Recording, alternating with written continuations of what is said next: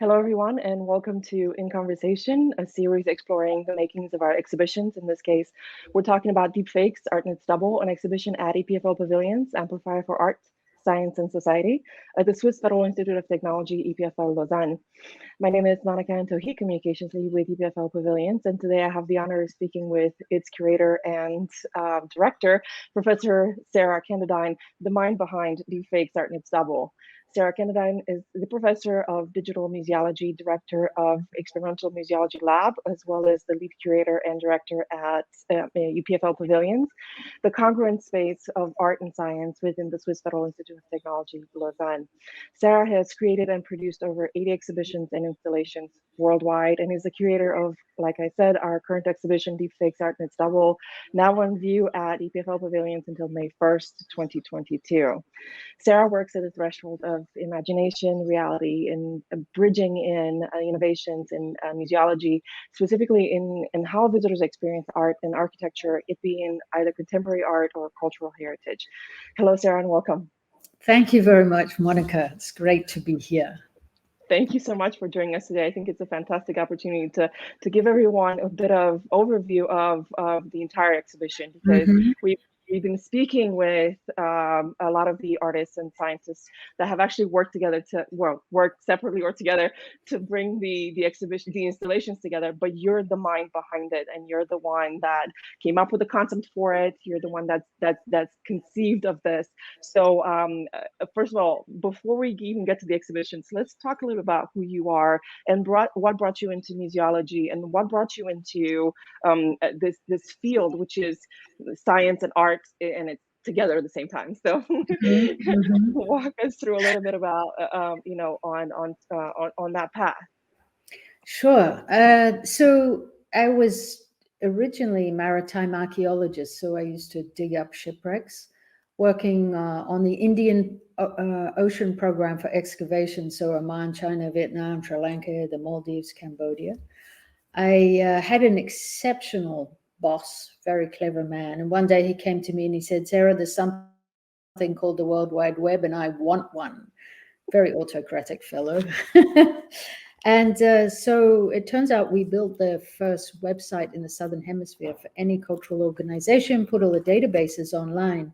So even though maritime archaeology is very technical, and it's also a lot about imaging, it's also a lot about immersion, right, under the water. As a student, I was trained in stereographics. You know, we're always shooting panoramics. We're doing a lot of work in the visual graphic world to bring these shipwrecks to life on land, if you like. And so that was my training. So then I became this web head, and I dropped the maritime archaeology and really took that up. In those days, those wonderful early days of the internet, I mean, it was fantastic fun. We were doing live broadcasts of shipwreck excavations from the bottom of the ocean over satellite, and all that really innovative stuff, which we don't really see today anymore. Then I had the opportunity to build a big exhibition for the Powerhouse Museum in Sydney. I did the digital bit for the Olympic Games. It was sponsored by Intel. It was a web outfitter service website, so very fancy website, $1 million website. And we did a big 3D reconstruction of Olympia. We had a big immersive arena inside the galleries with objects that had come from Athens that had never traveled before. We had 3D Zeus of Artemisian and all sorts of stuff. It was this ultimate conjunction between the real and the virtual. And it was this was 2000. It was the first time I'd really seen it. You know, I'd seen that juxtaposition and that scale, and I realized that this was the place to be, because the last contested frontier for the digital and the world of art is actually on the gallery floor. It's not on the internet, right? And so that's where I decided to focus my attention. And then I had the opportunity to move to Museum Victoria in Melbourne. I worked there for 17 years, built all sorts of big machines and lots and lots and lots of content. really at the edge of what you can do with computer graphics, what you can do with imaging, what you can do with algorithms, games engines, interactivity, and so on. So that was that trajectory. And then I started to collaborate with universities because I realized to sustain this kind of caliber work, you had to collaborate with the best computer scientists and hardware integrators and so on. So that really became an essential part of the process. And gradually I just sort of slid into the university or academic worlds, yeah, a few books later. But so I'm happy in both, actually. And I am a firm believer in the way that the academic sector can support the GLAM sector. So I'm very interested in that conjunction and not only showing the way, if you like, but supporting others to do what they need to be doing. It's really important that museums have this chance to experiment and to do things at the high end, and to then generate curators and museum directors that can think through the digital in a really sophisticated way and use it for them, for their storytelling, and so on. Yeah. Okay.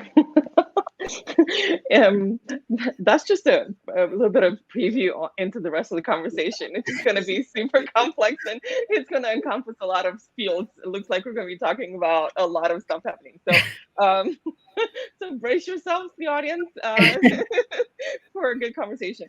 So, yeah, besides the introduction, which was not necessarily specifics into museology and into you somehow found your way into that.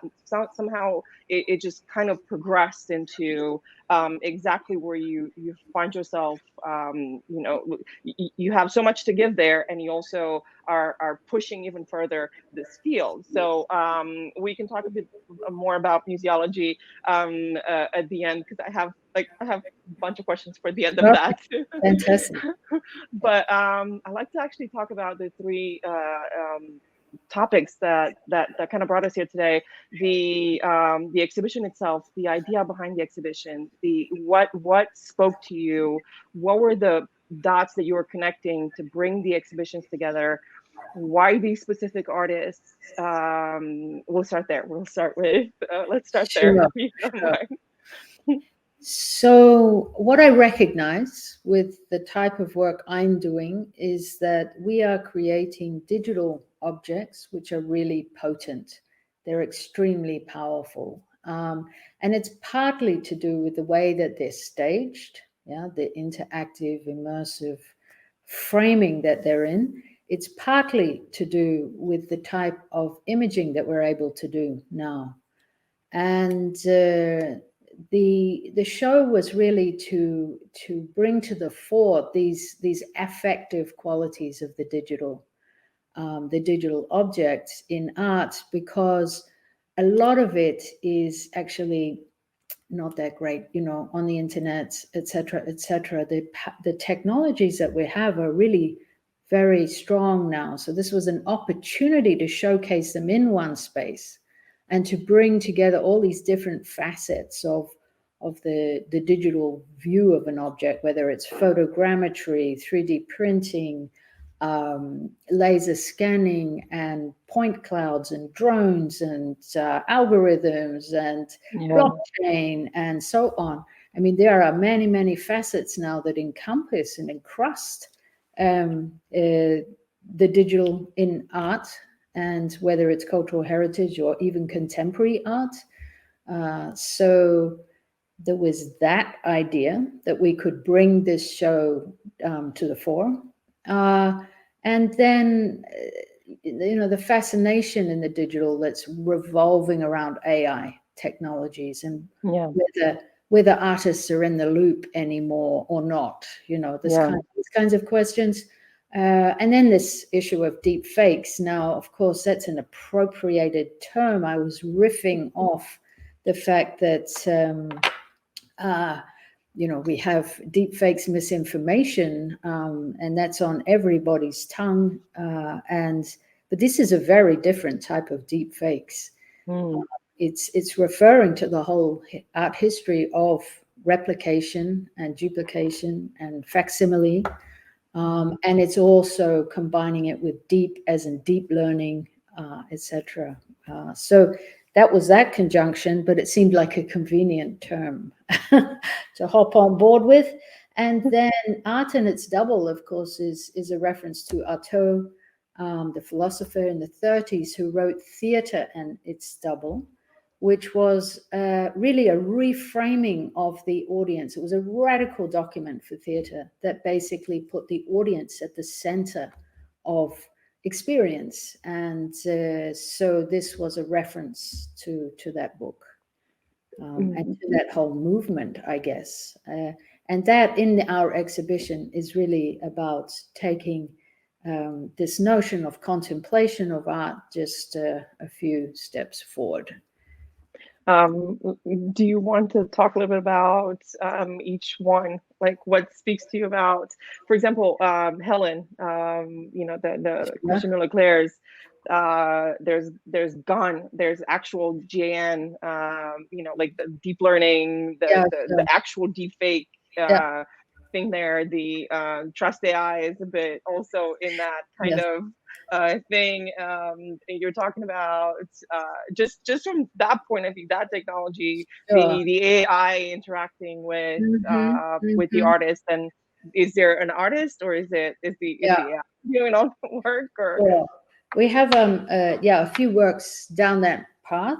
I mean, to be truthful, there's a lot of computer vision and AI in almost all of these works, but these are, how should we say, emblematic of those processes in art. So the first one, of course, is the next Rembrandt, which I believe you did a video sequence on. And the next Rembrandt was using an algorithm. It was taking 160 odd paintings, merging them to 300 portraits, and then merging it down to a single object, which was then 3D printed in the likeness of Rembrandt himself, a self-portrait. And it was totally controversial. 2016. And Jonathan Jones from The Guardian, he's a major critic of museums and things, and he said, these great scientists have found a new way to mock art, right? So very controversial, because it was really the first example that went into the public domain that challenged the bastion of art history in that way, using a digital tool. What was also interesting about it is the algorithm that was used was put on the GitHub, just by the software engineers, and then it was found by some other artists who took it and used it to create an artwork, which was subsequently sold at Sotheby's for $500,000. So these processes and these algorithms and these artworks are exceptionally powerful in the art market, but they also are rupturing our ideas of the copy and the role of the artist. Now, we know we are in first generation AI, where artists pours in data, artists and computer scientists pour in data, mix it all up, produce, decide when to stop development, and then there's the artwork. It's the same for Christian Leclerc's with 120,000 classical sculptures analyzed by GAN, and this mesmerizing series of views of that process of the algorithm working on the images and generating images, and then he stops development, gives the 3D model to a robot, and the robot carves it in Carrara marble. And what's interesting is that we see in these works, we see the work that generated these works. We are quite comfortable at looking at these works. I mean, we might have philosophical tensions, but we can actually recognize them. Whereas it's possible with second generation AI that we won't actually recognize the output that an algorithm creates as any kind of art artifact. Yeah, so we'll have no aesthetic criteria for it. So it's a good thing we're way away from that one yet.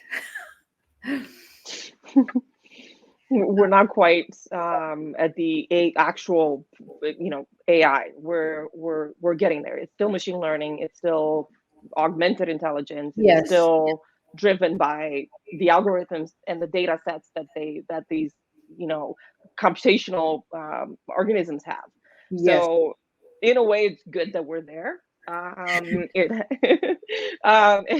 It helps with art and with creativity and with sparking new directions and Absolutely. in especially in contemporary art. But it also kind of bridges that gap into science, and it develops new venues for research and all of that. So in terms of cutting edge technologies, the Yves Sussman 89 seconds atomized, it's an example of cutting edge technology, and it's an example of how that integrates, how art integrates into this new,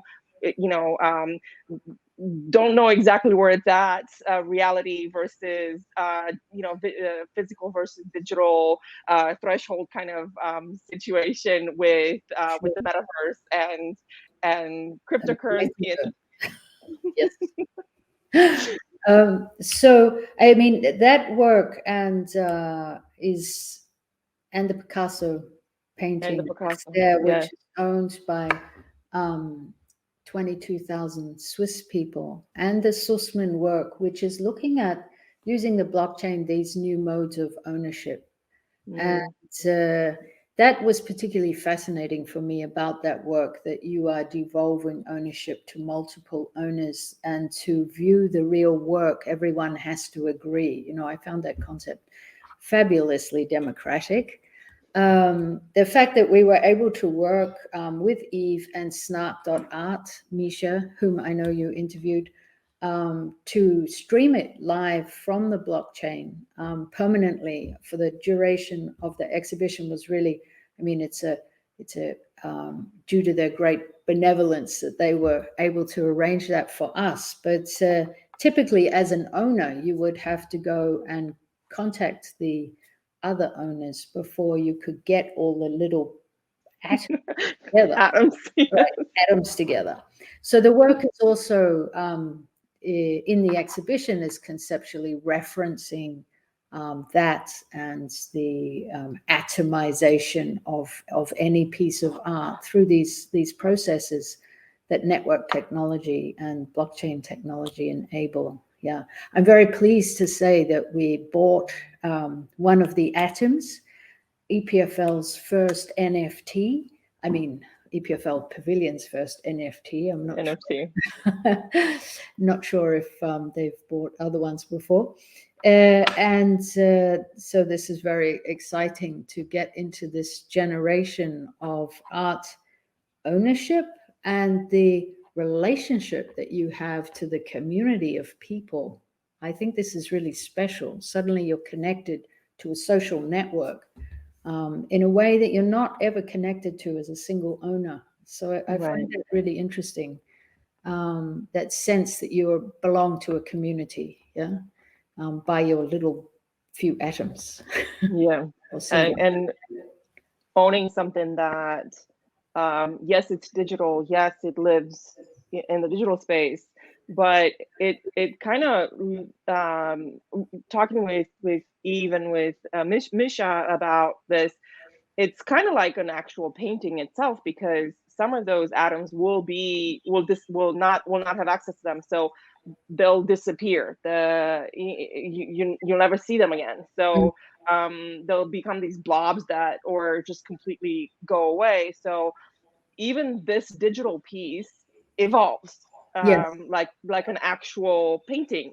That also evolves, and it's yes, we're talking about the same concept as collective ownership.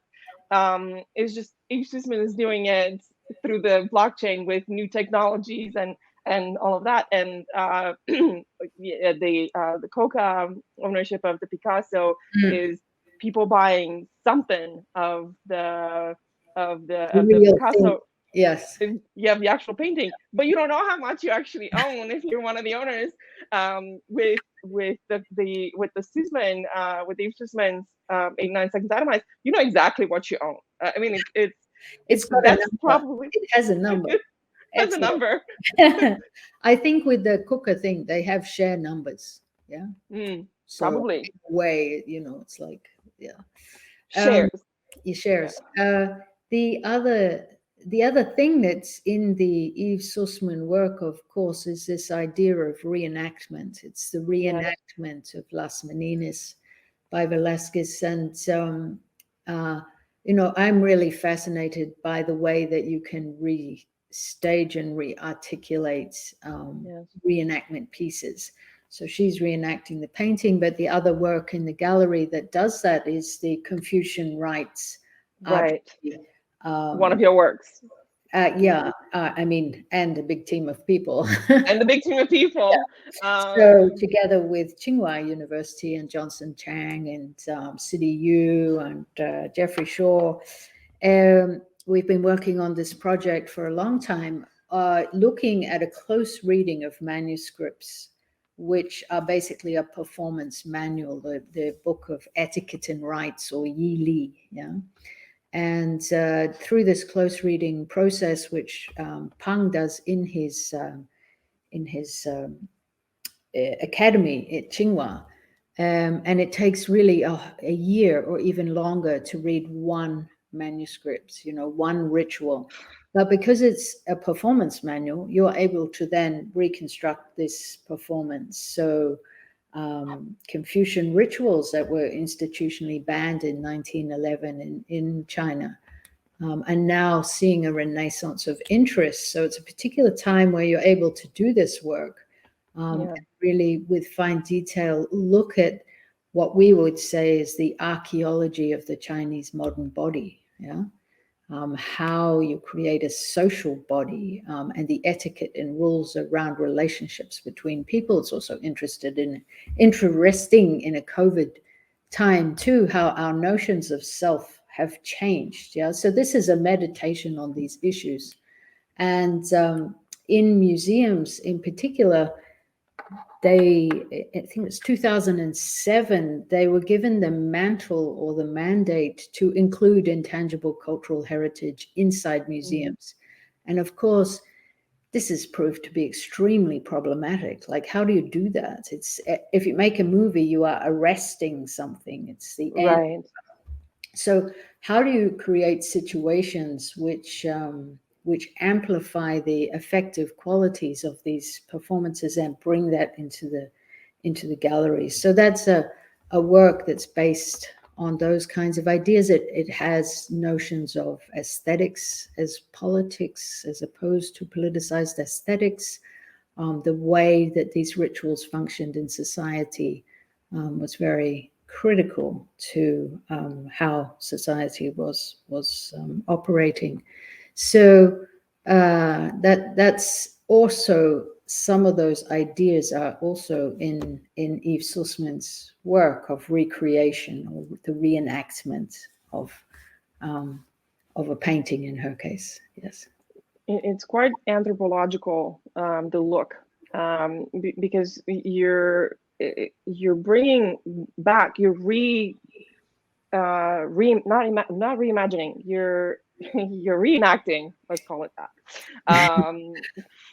a ritual that was dead, that hasn't been practiced for hundreds of years, and it's kind of like a look back in time, you know. So, but you're making it accessible for today's viewer, today's museum experience, and outside of museum experience, giving us a glimpse into our own culture, into our own experience, and into our own past, a collective past, collective cultural, collective experience, things that need to stay. So can we talk a bit about the cultural preservation aspect of this, and the heaviness of that, and the importance of it in the exhibition, because it's coming through the moment you walk in. Sure, sure.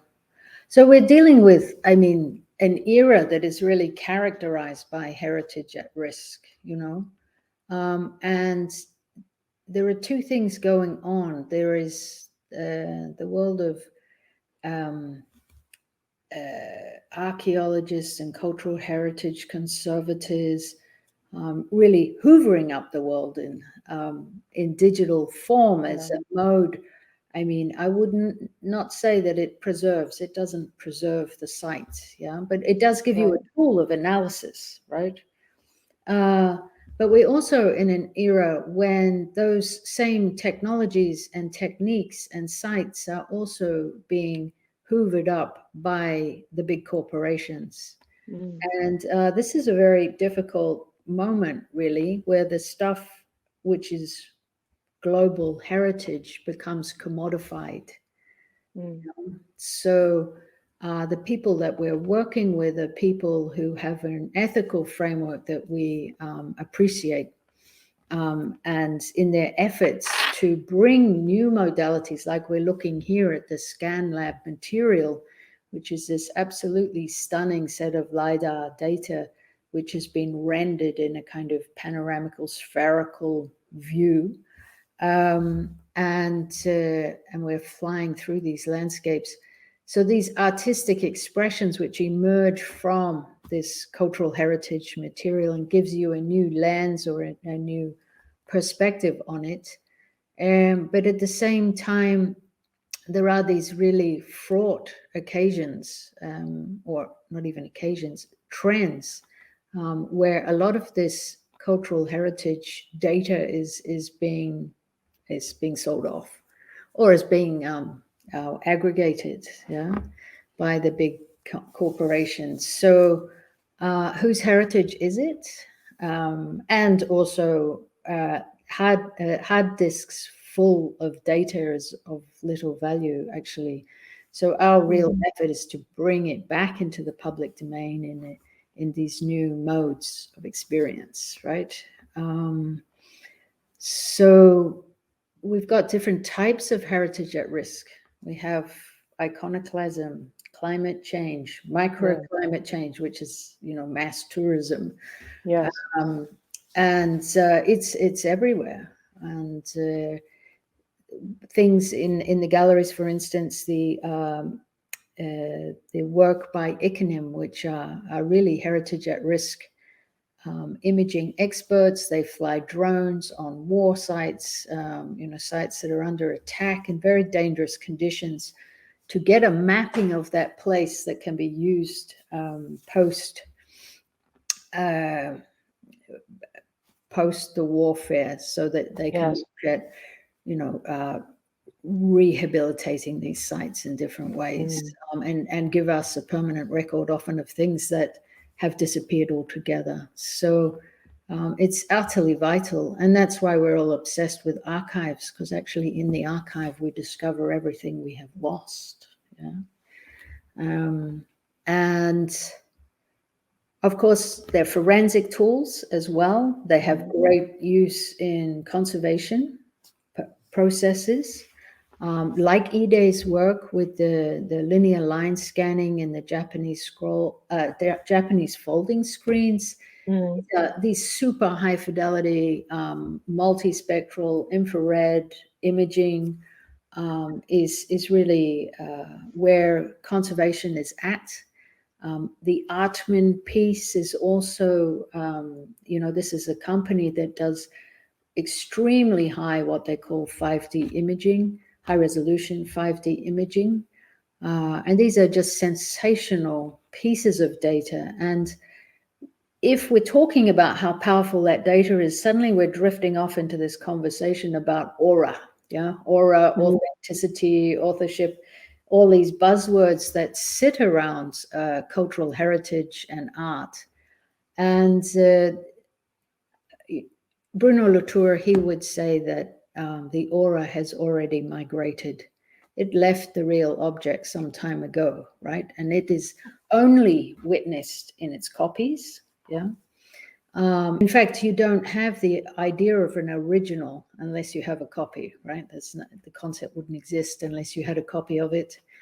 I prefer to talk about proliferating auras, you know, that the original retains this powerful erratic quality, but the digital facsimile, if you like, has really powerful, arresting, affective qualities in its own right. It's not an info layer, right? So the digital for a long time in museums was treated as an info layer for the real object. We are far away from that now. They're not placeholders. None of the installations. No, they're really not. The emotional impact that we can observe in the visitor is it's tangible. And there's no more distinction between, you know, the original and the post-original and the new versions of it, and because it's, I don't know why, but it is what it is.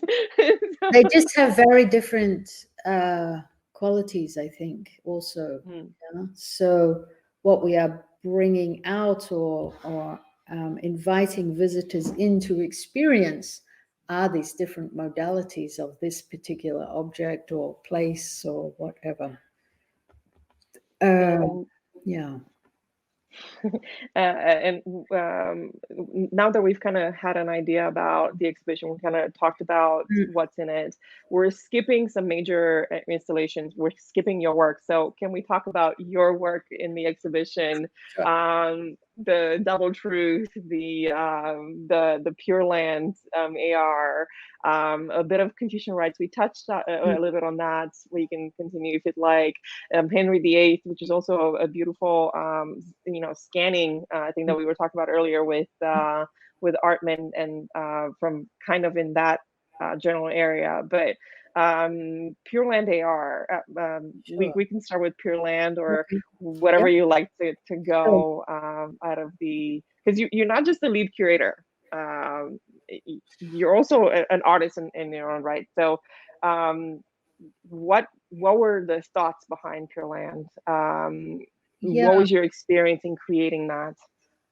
So it's a series of works, actually, the Pure Land series. So there were 5 works built out of one data set, which is also interesting because data is very malleable. You can do one data set, you can do 5 completely different modes of experience.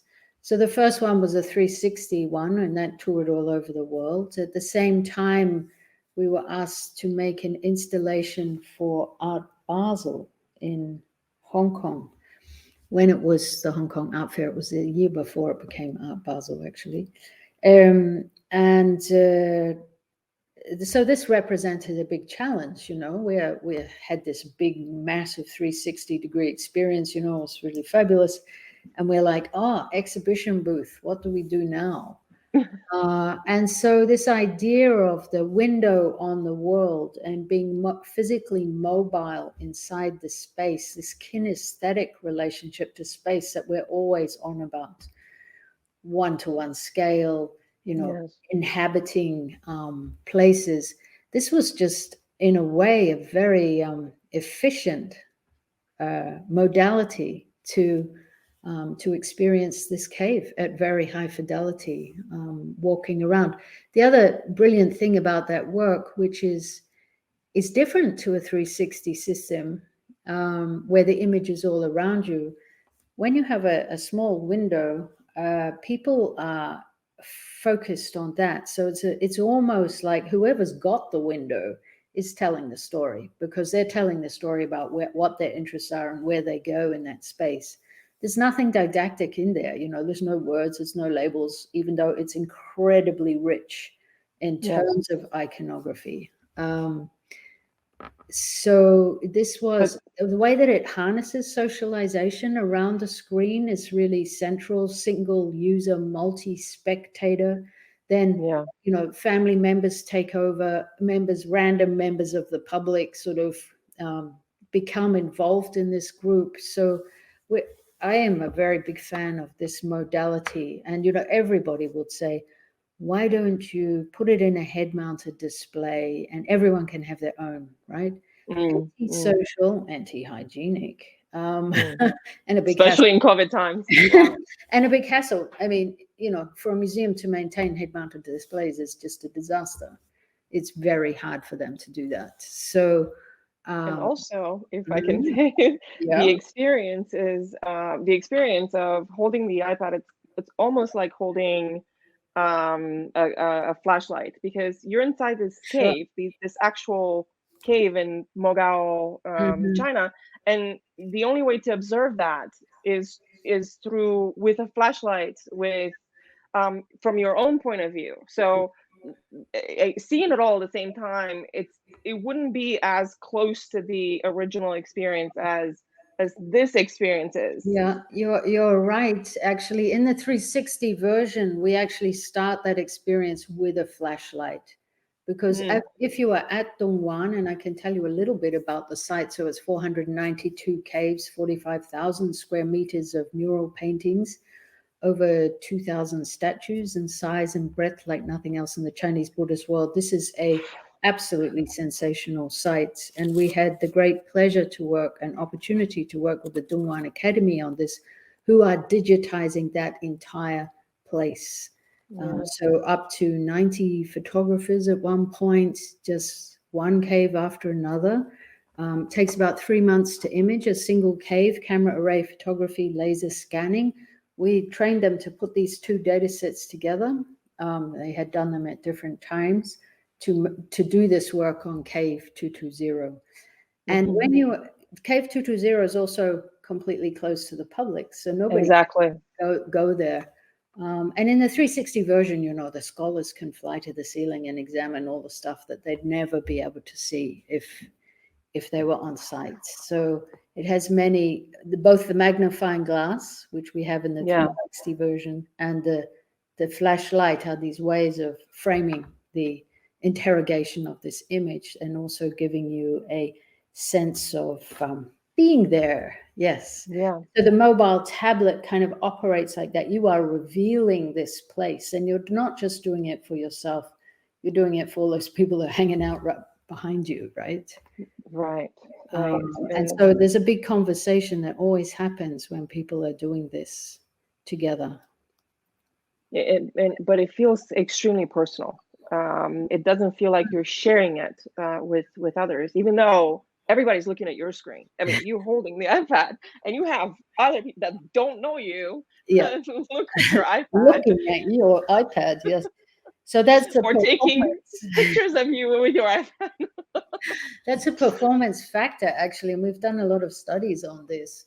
We have another work which had 2 PhDs written about it, and one of the things we discovered was that over 40% of any audience only want to watch someone else do it. If there's an interactive work, they want to stand back and observe, yeah?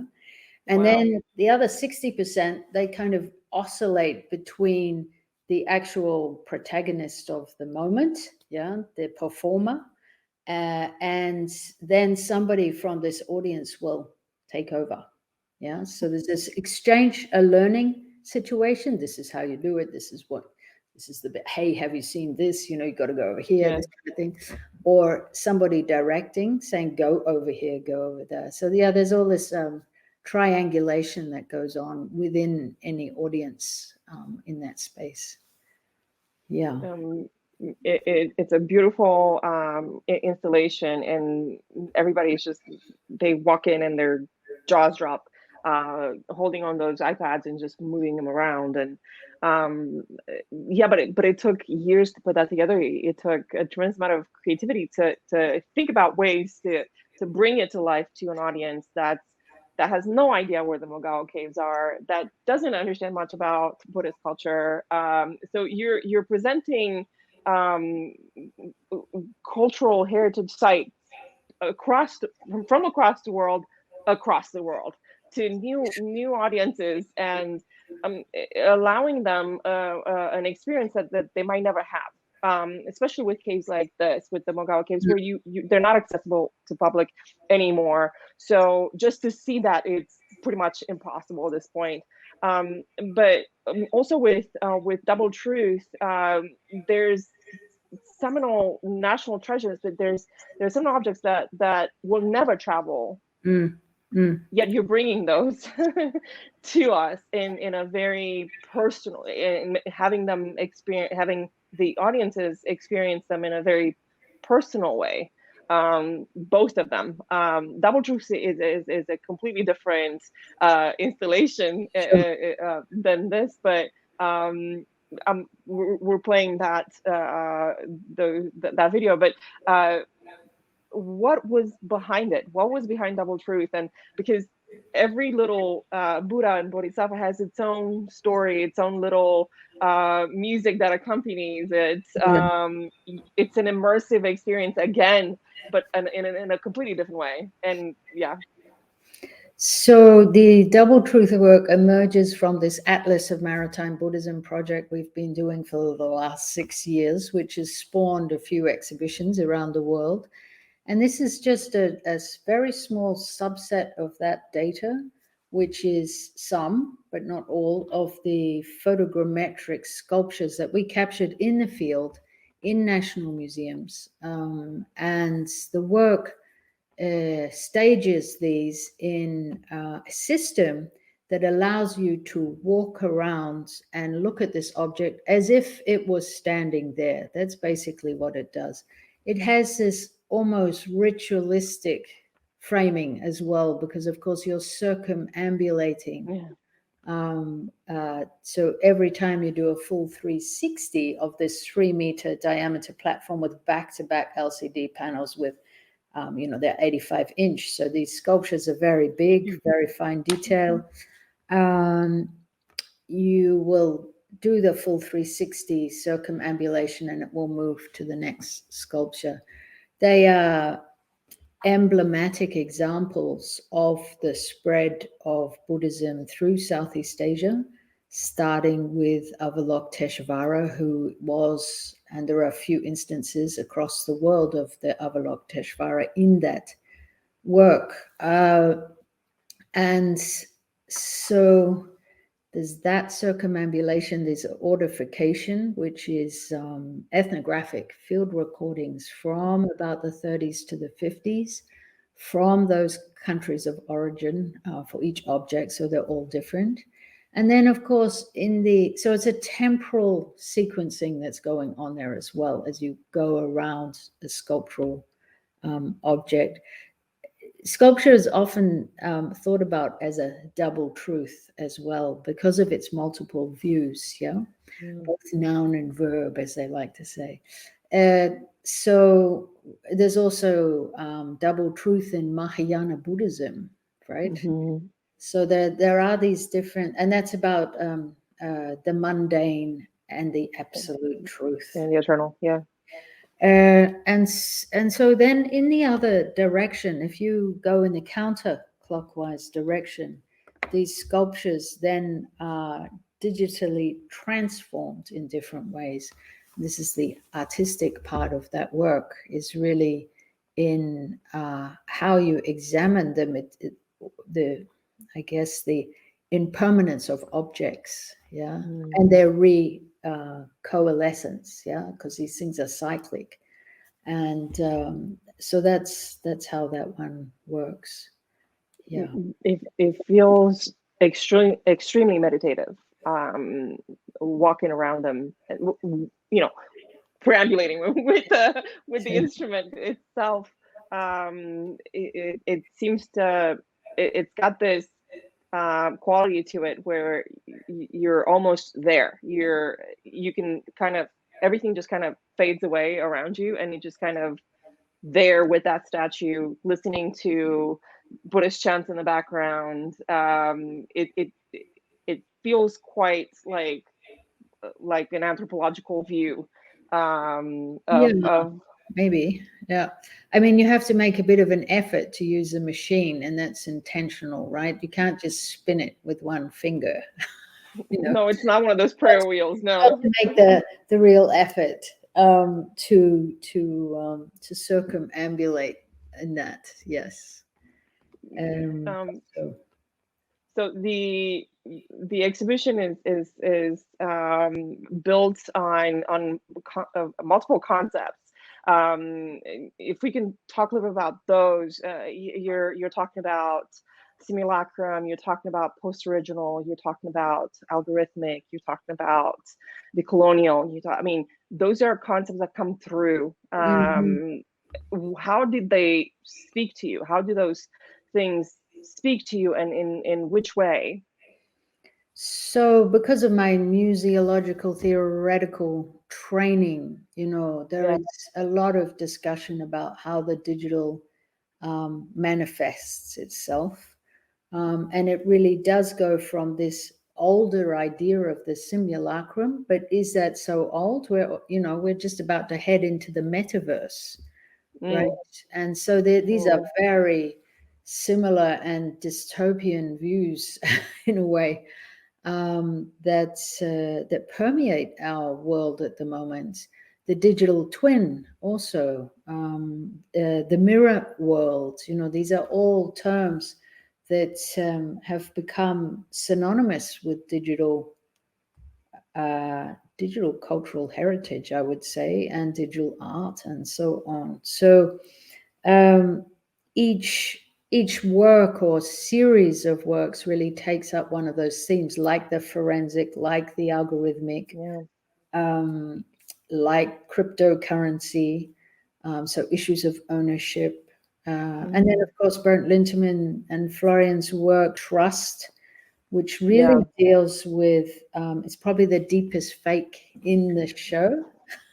It's the one that actually shows it, how it's happening. Exposes how deep fakes, how you can be co-opted with a deep fake.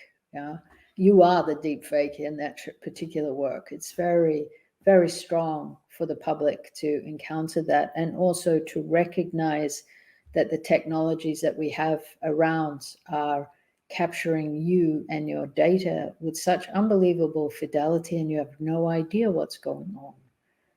So facial recognition, natural language processing, hey presto, ka-ching, ka-ching, the bot is in your bank account, sort of thing.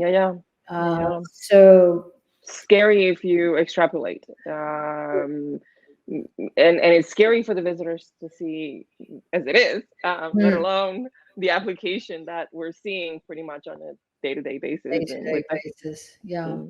And when you start to contemplate how many cameras are around, and how frivolous we are with our data, and our privacy.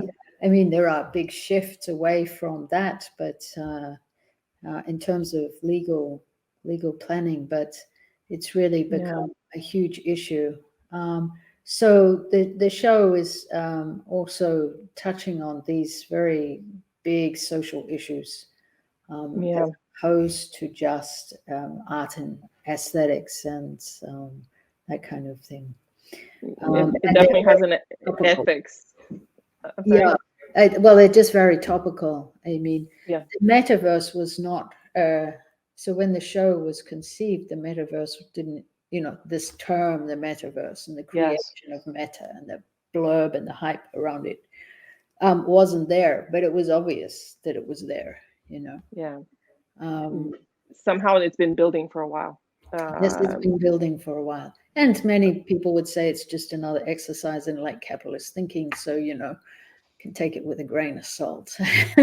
We're gonna see where it's going to go, how it's going to evolve. Well, let's ensure that we put some nice stuff in it. If we're going to have to be there, we're going to put some quality stuff in there. Absolutely. The one good thing about facsimile, it's the in the exhibition, and I would love to talk to you about that. It's the Cold Arm 3D.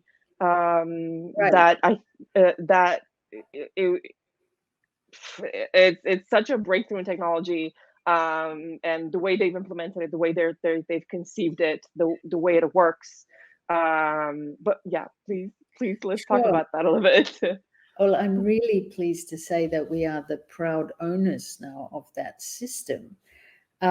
which is a highly repeatable, color accurate photogrammetry robotic system for doing objects up to 1.2 meters high. And so theoretically, you could put the same object on the same turntable and create an exact replica every time. Now, this is not handheld photogrammetry, which is a completely arbitrary business. Yeah, anybody will tell you that. And holy. It can be very holy too. Let's hope not. So this is the fidelity of what this system can produce is really what I'm interested in, and it's what will drive the other modes of technologies that sit around digital heritage. If you think about the blockchain, if you think about the distributed digital ledger, if you think about those kinds of ownership technologies, you know, if you don't have high fidelity objects, what are you trading, you know? And I think now is the opportunity for people to take this really seriously. And once you have one good data set, you can do so many good things with it. And it has these forensic sides, it has conservation sides, it has abundant creative sides to it. So that's what that system is for. And of course, then it's scanning a 3D print of an object that's sitting right next to it, a Japanese samurai mask that was lent for the exhibition. So that juxtaposition is quite nice and powerful. And then you can get the AR version and so on. It proliferates in front of your eyes. Yeah. So there's a few technologies in there like 3D printing, which is really becoming quite extraordinary in its ability to mimic. Yeah. And these are different.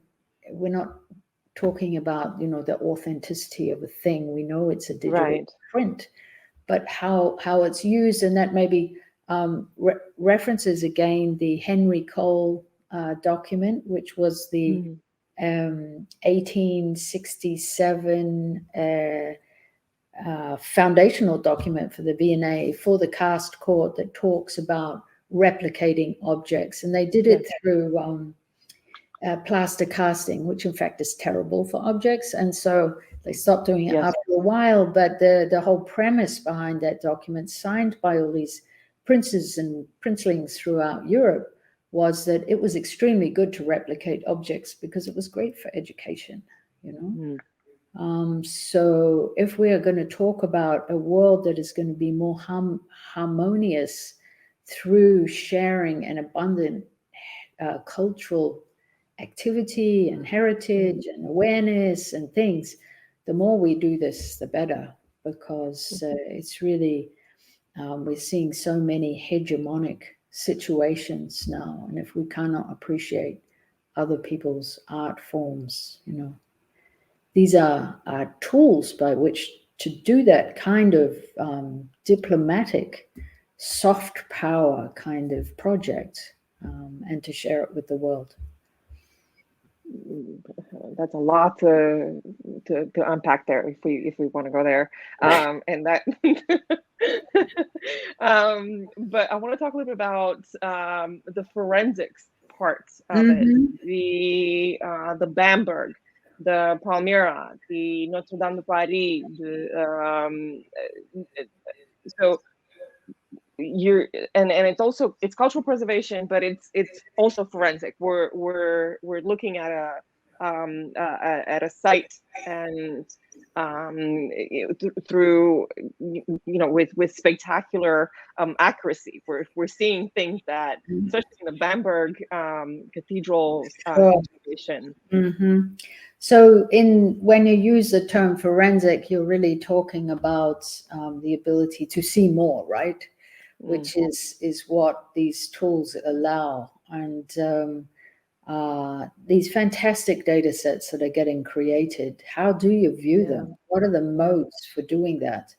And the Bamberg installation, together with digital projection, with this wonderful projector, which runs at 360 frames a second, means that separate individuals get 120 frames a second into their glasses, it means they can all look at an object correctly from different points of view.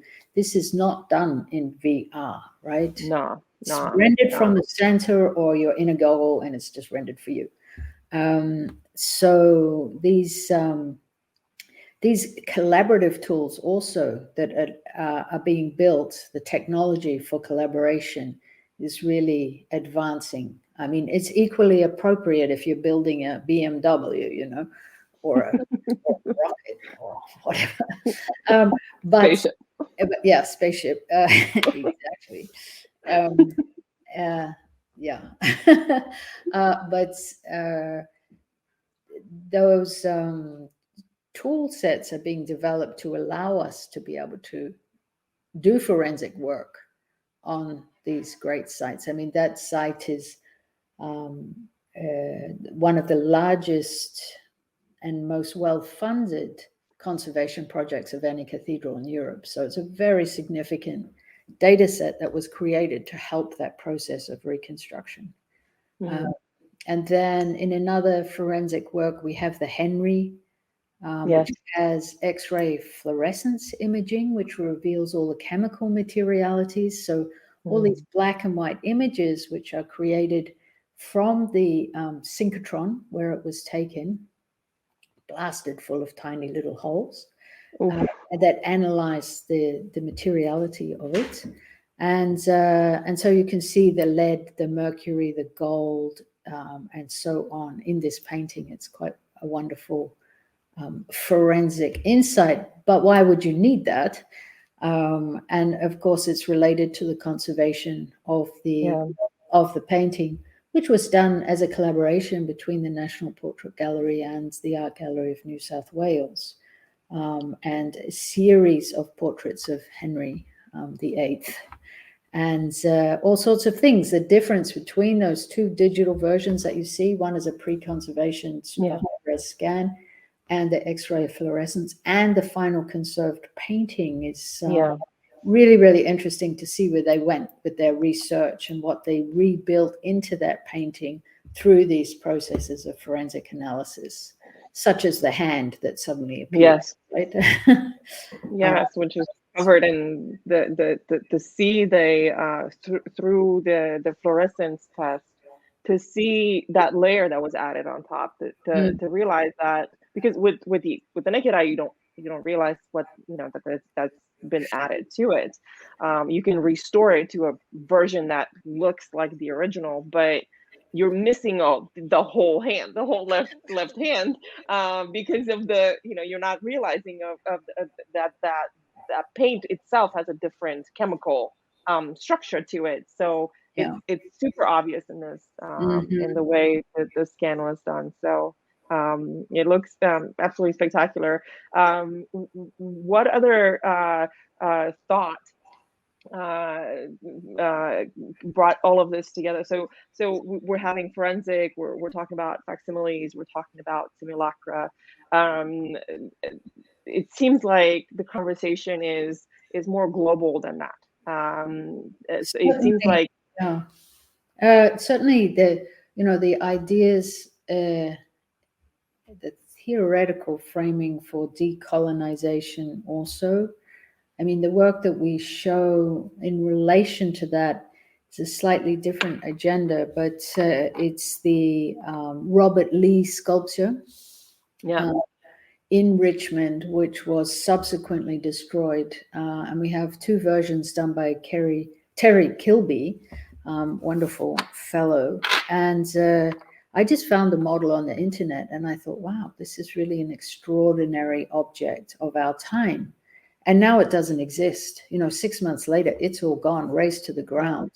And so these digital facsimiles of this moment of speaking back, of reappropriation, and also being able to speak out against the tyranny, for Black Americans, was so powerful and so in the news, and it just seemed like such an extraordinary moment. And now this imaging that Terry did is the only stuff, it's the only complete record of this monument. And so those are very powerful things. And then, of course, UNIL, the University of Lausanne, and their Palmyra project, which is really using an archive to rebuild something that was lost, the Balshamim Temple, but also working with community in the use of digital facsimile and cultural memory. Yes. So these are very important tropes of the digital in archaeology, anthropology, ethnology, and museology. Yes. And so then the big debate, of course, in an era of repatriation. Decolonial, so decolonizing archives and also restituting objects to their original owners is big business. It's big. It's very complex. It's a very complex area, but there is a role there for the digital, especially the high quality digital object, to at least provide multiple outputs for different stakeholders in these quite complex negotiations. So, Thank you for the absolutely gorgeous overview over this Deepfakes Art and Stubble exhibition. I have a couple of questions that are outside the exhibition itself. So, first of all, where do you see the museology world kind of evolving the next, let's call it 3 to 5 years? Because going further than that, it seems unreal at this point with the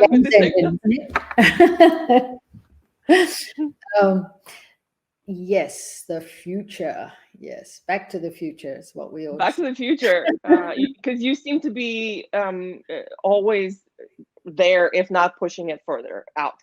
So I'm just asking you for more of a global thing, and then I want to talk to you about specific technologies for it. But as a general, as a general trend, I certainly think that the effective quality of the digital, if you treat it right, is a very, very powerful tool for museology. And it's mostly not done well. And the idea that we're not necessarily dealing with a mimetic world. We don't need to image an object just to make it the same object, look the same. There's a bunch of other things going on that in the manipulation of the digital, we're able to explore different things. And I think that that's very important. Obviously, most museums have digitized like crazy, and they now need new modes of access to that digital material. So they're sitting on vast reservoirs of material that they have no ability and no conception for bringing back into the public domain, except in a kind of database logic.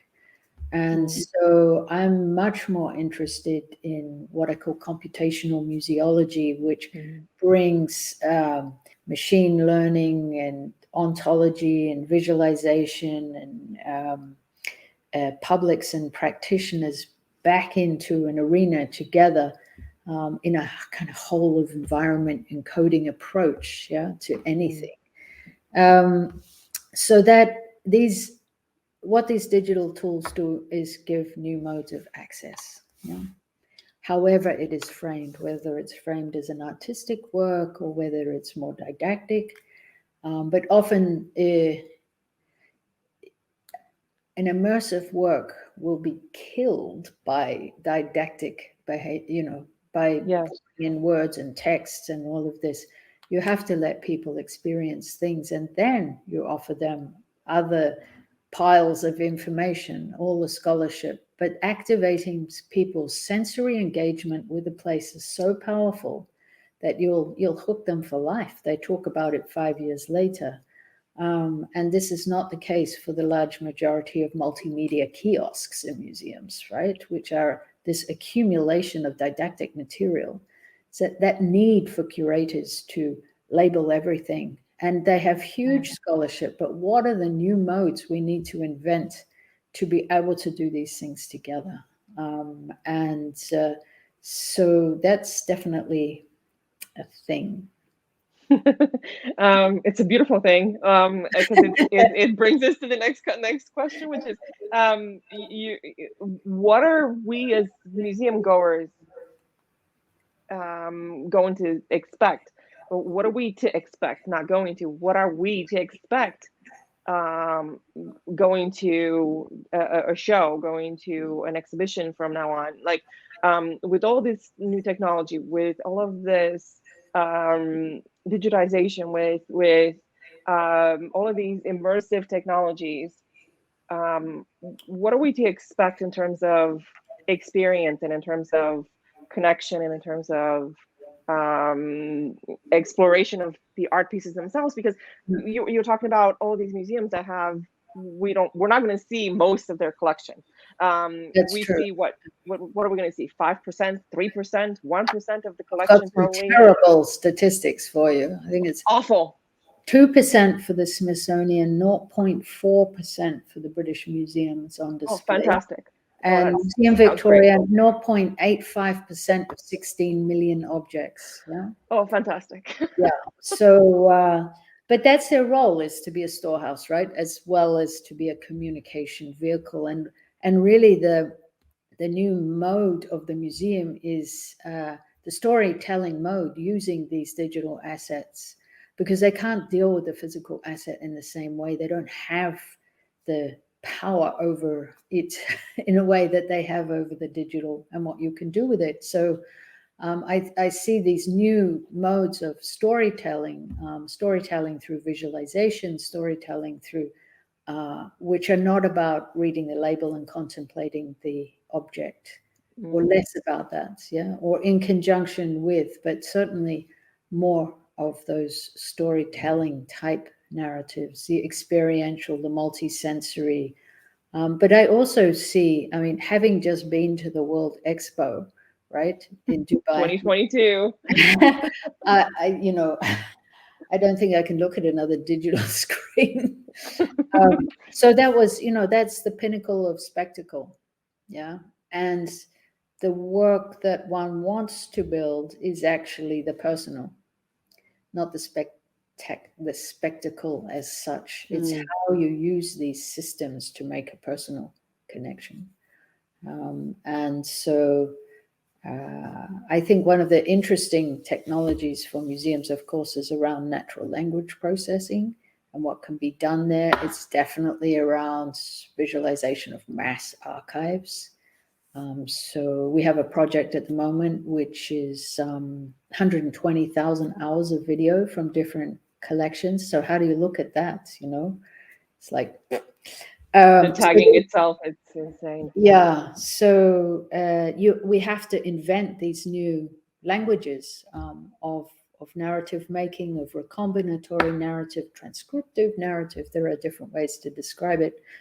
Interactive narrative is still even though it started really with the beginning of the internet, everybody was hooked on interactive narrative. Remember hypertext, link. Oh yeah. Yeah. So how do you take that to another level in a visual domain? And it is so powerful to make these lateral and emergent narrative connections when you have all of this material. And it's how we do that intelligently and creatively, I guess, that's is an important aspect of what to do next. And how are you going to do all that? What technologies are speaking to you? What technologies are you thinking of employing next or creating next? Because yes, you're the director and lead curator at EPFL Pavilions, the art, the congruence of art and science at EPFL, but you're also leading the experimental museology lab. So what are you creating there? What technologies are you creating there? What technologies are you seeing outside that you want to incorporate into the museum world? What technology are speaking to you? And how do you see them engaged in what you're doing? So certainly machine learning is a massive area. It's how you get inside an image now, that you can look at the long tail of a data set using machine tools that you can't do by hand tagging unless you have a bunch of robots doing it for you. So that's also, we use machine learning also in the photogrammetric imaging world. So it's big for us. And then the grand paradigms of seeing things: panorama, hemisphere, panoptic, looking in, the giant aquarium effect. Yeah. These are all systems that we have. So we have very naturalized ways of seeing, I guess, with long histories. So we inherit this tradition of ways of seeing, which suits so much work. And it actually suits a lot of scientific visualization as well. So we just did a visualization of the largest data set of the universe, in 360, and you're able to just go through this unbelievable star and planet field. I mean, for forever. Yeah. You must come over and see that one. Certainly the machines that we build have this lateral ability to visualize pretty much anything as an immersive system. The area that also interests me a lot is I love mechanical interfaces. I love things that you really touch. I hate wavy, interfaces. Hate them. Yeah. Except, in certain very discrete circumstances.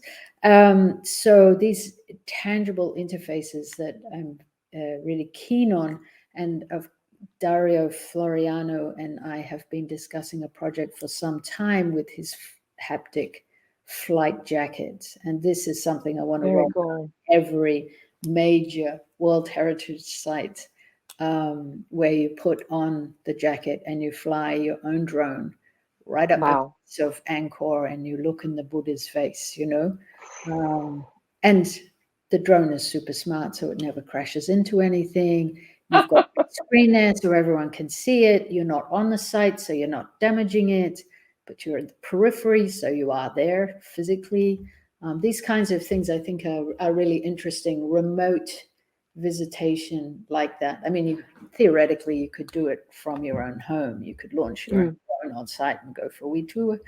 I think these are really interesting, and I'd love to do them in the future. I'm looking forward to all of that.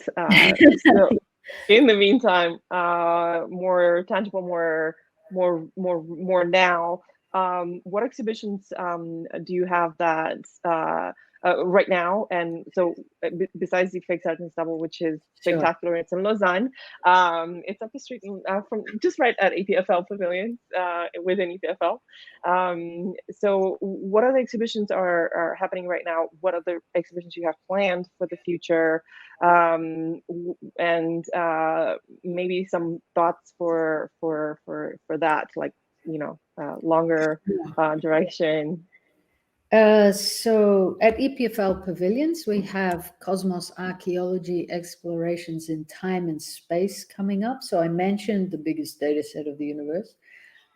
It's this, which is developed together with the Lastro Lab at EPFL, together with a whole series of artistic interpretations and scientific manifestations of these different types of data sets of space and some of the big issues, space junk, for instance.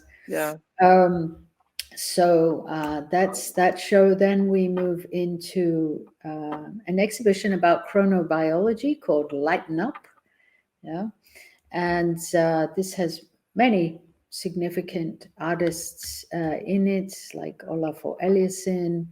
And I was just in Paris with Colin Fournier looking at his circadian house, which is destined to be a large inflatable sculpture which sits out on the precinct, and it has big nozzles, and the sun comes in these nozzles at exactly the right place and moment, so they light up the bed at 6:30 in the morning. Ka-ching, you're awake, and then they're moving around the house as you go about your daily life. So it's the perfect harmonious circadian rhythm house. And as we know, sleep research is just booming. And the relationships between sleep hygiene and hygiene, cleaning your brain from all the toxicity that builds up, and a society that's driven on a 24-hour clock. The other curators of the show talk about social jet lag as a phenomenon, this kind of thing, that we're all so out of whack. So there's that. Overseas, I have the Atlas of Maritime Buddhism in Taiwan, which is a 6-year installation or exhibition, so semi-permanent exhibition or permanent exhibition. And this is it's getting 10,000 visitors a day, so it's a raging success at the Foguanshan Monastery in Taiwan. We had an exhibition of this same exhibition, different objects, different configuration entirely, but on the Atlas at the Harry Banger Gallery in Hong Kong. And it opened for the Chengdu Biennale as well. And currently we're busy building 5 installations for the National Palace Museum, the new one in Hong Kong. So this is all going to be over by March, end of March. And then I have some very significant donorship here in Switzerland to actually image a wonderful object, which was the Merton panorama, the Battle of Mora. So it was a Confederation battle, which made Switzerland. So 1893, I think. And the last time this object was displayed was in 2002 for the Swiss Expo. And Jean Nouvel built a box, floated on the lake, and they restored the painting. Took about 7 years. Then they put it in the box, and then people came and visited it for 6 months, over the lake. So kind of conceptually staging it there. But it's been stored ever since then, actually, in a military bunker in the Alps. And we are now able to image it, and to create a series of works based on this, together with the foundation who own the object. And so this is 100 meters long by 10 meters high. And we have to build a barrel to roll the object. So the mechanical dealing with such a large thing is really the most difficult aspect. The imaging, in a way, is straightforward, but the handling of the object is really critical in this instance. It's hyperbolic. It's not flat. How do you get it flat? How do you roll it? How do you don't touch it? Etc. etc. You still cannot touch it. It's still you still have to have that. It turns out that it will be 4 times higher resolution than any other single object ever done. So it's going to be a whopping great image. So it's whopping great data science project, and it has really interesting blockchain aspects to it. Ooh, exciting project. So I'm like I said, I'm personally excited about what you're trying to build at EPFL Pavilions, and seeing the other creative sides, creative exhibitions outside of EPFL. So hopefully we'll be able to do that as the world opens up again, so we can start going to other exhibitions outside of our local market. Yes. I mean, it's true, but it's been good for deep fakes, all those local visitors, that's for sure. So we appreciate that. It was very appreciated at the time. Yeah. It's still very appreciated, and the exhibition is still on until May 1st, 2022. I'd like to take this opportunity to invite everybody who hasn't seen it to come see it until, like I said, May 1st, 2022. We're also building a huge digital archive of the exhibition, right? With all the the walking through it, the 3D walking through tours, and I'm looking forward to having that showing soon. But for today, I want to say a huge thank you, Sarah, for taking the time out of your extremely busy schedule to do this with us, and to say also thank you to everybody who's joined us for the conversation, and invite them again to check out the exhibition in person and online. Thank you, Monica. That was really fun. Thanks, Sarah, and thanks everyone. We'll see you next time.